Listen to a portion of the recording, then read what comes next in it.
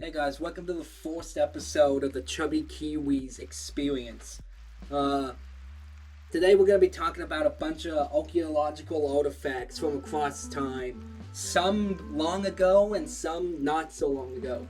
But quick question for us. Have you ever wanted to learn language using speech recognition and like actual native speakers, like recordings of their voices so you can understand what vocabulary to use and all that? But we're not talking about that Rosetta Stone. The Rosetta Stone is a stele of diorite inscribed with three versions of a decree issued in 196 BC in Egypt on behalf of King Ptolemy V. The top and middle sections of the stone are written in ancient Egyptian using hieroglyphic and Demotic scripts, and the bottom is written in ancient Greek.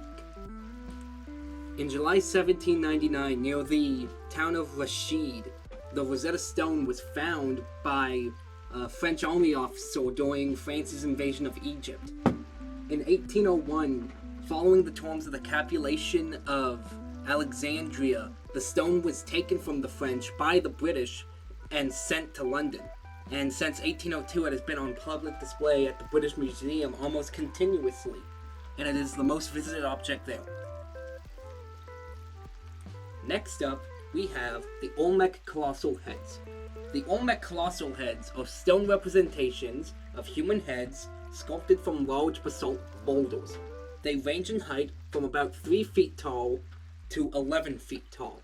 The heads date from at least 900 BCE and are a distinctive feature of the Olmec civilization of ancient Mesoamerica. They all portray mature individuals with fleshy cheeks, flat noses, and slightly crossed eyes. Their physical characteristics correspond to a type that is still common among the inhabitants of Tabasco and Veracruz.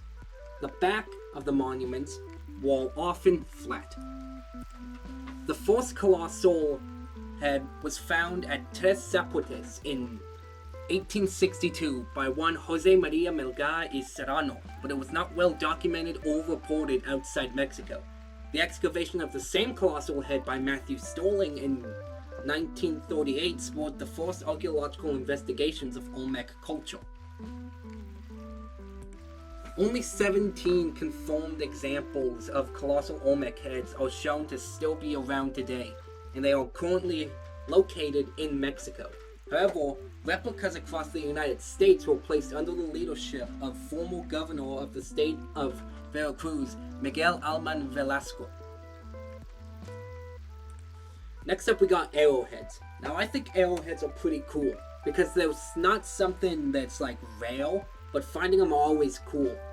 And it's really cool that the earliest arrowheads were made of stone and, organic materials like bone. Sometimes they like flint-knapped stone to break off pieces. But as you get later into human civilization, as we progress, they use like bronze and then iron and steel. But yeah, and you can find them like anywhere nowadays. It's told you should look at exposed dirt, water sources such as like creek beds or high spots near water or in springs, and rock overhangs too. Places where people were like camping down for a bit, or places where people had like high points to see people coming. You should walk down like creeks and like look for strangely colored rocks. They may be like some non-local obsidian that, the natives of this land used to make arrowheads. And I think it's still really cool, because it's like finding a fossil, right? It's not exactly that rare, but it's something cool that you can tell people. Sorry for the rant, I really love arrowheads. And next up we got Potsherds. I think Potsherds are really cool too, because they're like pieces of ceramic that broke off long ago and got buried, and, they're here today to tell us what kind of stuff people in the past were doing. I know some people may only know pottery shards from, like, Minecraft, but they're actually pretty cool. They come in a bunch of different types, because there's a bunch of different types of, pottery. There's, Neolithic earthenware, where it's just like they formed it by hand. It was porous and it was fired below 1,000 degrees Celsius, normally in like a pit or a bonfire. And those were used for storing water, food, or for cooking. Those are kind of known in other places as terracotta. But when you get to Mesopotamia and Egypt, they've found like techniques to make earthenware like waterproof through like early glazing, right? And that can lead to some really cool appearances. And then when you get to the ancient Greeks, like the Corinthians, those guys, the Sicilians, they have like distinct styles for their pottery, and it's like you can tell who's who because of the style of the stuff. And then if you go a bit later, you get like porcelain and stoneware, but it's really cool that you can tell what a society was like based off like their pottery stuff they left behind for us, which, yeah, sorry for ranting again, but pottery, arrowheads, they're kind of my thing. Alright, now we got our final piece, the Lake Stevens Locomotive. Now this is actually a pretty cool story. In 1995, they sent out Navy divers and demolition experts into Lake Stevens because there were stories that there was a locomotive engine down there. And then, using specialized equipment, they penetrated 35 feet of water and 14 feet of mud. And they found this logging train locomotive that's been at the bottom of the lake since the early 1990s.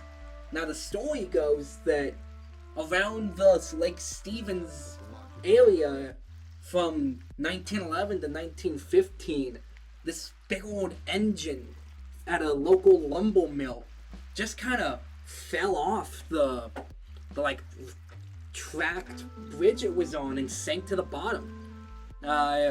It was about 25 to 30 feet long, lying on its side, and it was clearly shown by the radar.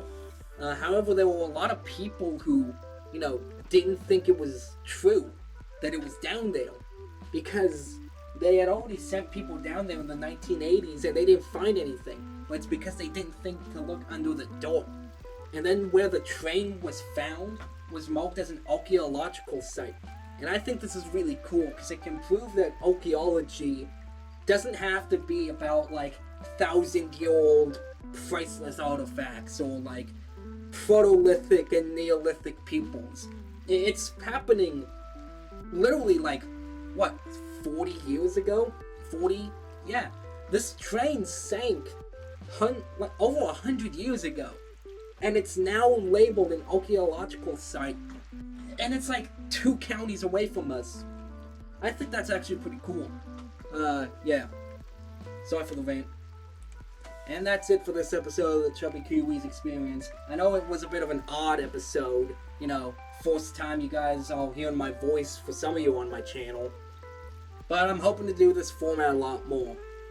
Anyways, with that said, make sure to leave a like, make sure to comment, make sure to subscribe, all that, and I'll see you in the next one. See ya.